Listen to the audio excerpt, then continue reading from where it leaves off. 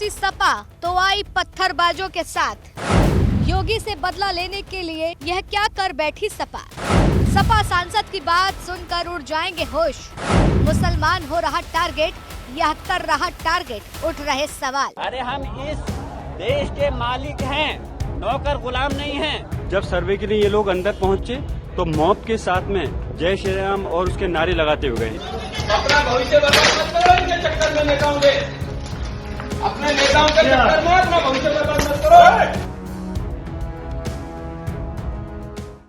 आग लगती नहीं लगाई जाती है, जनता भड़कती नहीं भड़काई जाती है। और यही कुछ संभल में हो रहा है। संभल में सब जल रहा है, सब तबाह हो रहा है। सड़कों पर यूं बिखरी चीजें इस बात की गवाही दे रही हैं। इस आग की लपट ने धर्म से ज्यादा इंसानियत को जलाया है। लेकिन इस बीच जनता की हित की बात करने वाले नेता आग उगल रहे हैं। सरकार की गलती पर सवाल उठाते हुए पत्थरबाजों के साथ खड़े हो रहे हैं। सपा सांसद जियाउर रहमान वर्क थे जो जुमे की नमाज वाले दिन अपने बोल रहे थे और उस बोल के चलते कितनी आग लगी, जरा पहले उस बोल को सुन लीजिए।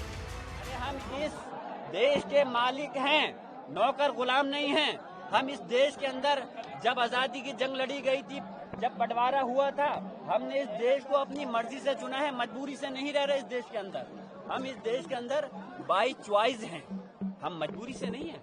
तो हमारा हक है हमें बोलने का, हमें अपने धर्म को अपनाने का, हमारे अपने धार्मिक स्थलों की हिफाजत करने का हमारा फर्ज बनता है। तो सुना आपने, यह बोल वही बोल है जिसके 2 दिन बाद सड़कों पर अल्पसंख्यक समुदाय निकलता है, पुलिस पर पत्थर बरसाता है, सड़कों पर कालिख पोतता है और पूरी तरफ आगजनी करता है। यह राजनेता कहते हैं ये अवाम का हित चाहते हैं। न तो इन अल्फाजों में अवाम का हित था, न ही इंसानियत को जिंदा रखने की एक भी बात।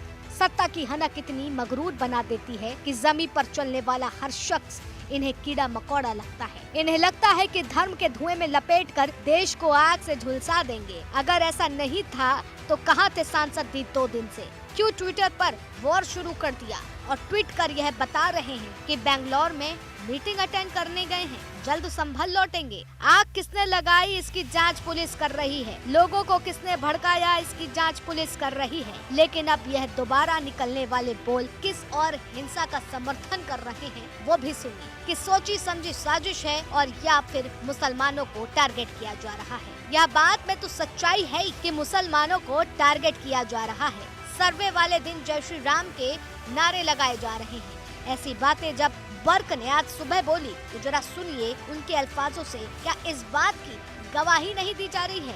क्या इस बात की तस्दीक नहीं की जा रही है कि वहाँ पर सपा पूरी तरीके से पत्थरबाजों के साथ? और सर्वे करा करके हमने बहुत सुकून के साथ सर्वे फिर भी हमने करा दिया।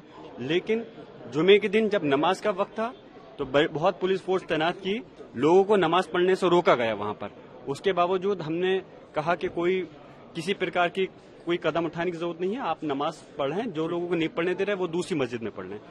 लेकिन जिस दिन ये घटना कल घटित करी है, जबरदस्ती मैं पूछना चाहता हूँ दोबारा सर्वे करने का मतलब क्या बनता था?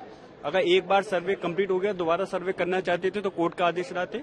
लेकिन फिर भी उन्होंने सर्वे किया और जो लोग वहां पर थे, जब सर्वे के लिए ये लोग अंदर पहुंचे तो मॉब के साथ में जय श्री राम और उसके नारे लगाते हुए गए। मुसलमानों को टारगेट किया जा रहा है, लेकिन टारगेट कर कौन रहा है ये सवाल है। कौन उन्हें डरा रहा है कि उनसे उनकी मस्जिद छीनी जाएगी? कौन कह रहा है कि पत्थर मारने से सर्वे रुकेगा, संभल को जलाने से धर्म बचेगा? लेकिन यह वर्ग की बातों से मेल नहीं खाते हैं और पत्थरबाजों का साथ देते नजर आते हैं। चंद राजनीति से और धर्म की आग में अपनी रोटी सेकने से क्या वाकई देश की शांति बचेगी? क्या वाकई देश में अमन चैन की बात होगी? लिहाजा जब पुलिस की कार्रवाई हो रही है तो सपा सांसद भी इसमें शरीक हैं और इन पर भी मुकदमा दर्ज है, लोगों को भड़काने का, संभल में शांति भंग करने का। तो क्या समझा जाए, ये हार की किलस नहीं तो फिर क्या? या फिर देश में इंसानियत को खत्म करने की साजिश? जब परतें खुलेंगी तो सारे सच रूबरू होंगे। लेकिन उससे पहले जिस आग में संभल जल रहा है वो क्या संभलेगा? और अगर संभलेगा तो ना जाने कितने अरसों तक इस आग की लपट, इस आग का दर्द, इस आग में झुलसे लोग को याद किया जाएगा। याद किया जाएगा कि एक धर्म के नाम पर कैसे सड़कों पर इंसानियत मारी गई। सड़कों पर कैसे पत्थरबाजी हुई और इस पत्थरबाजी में कितने लोग मरे।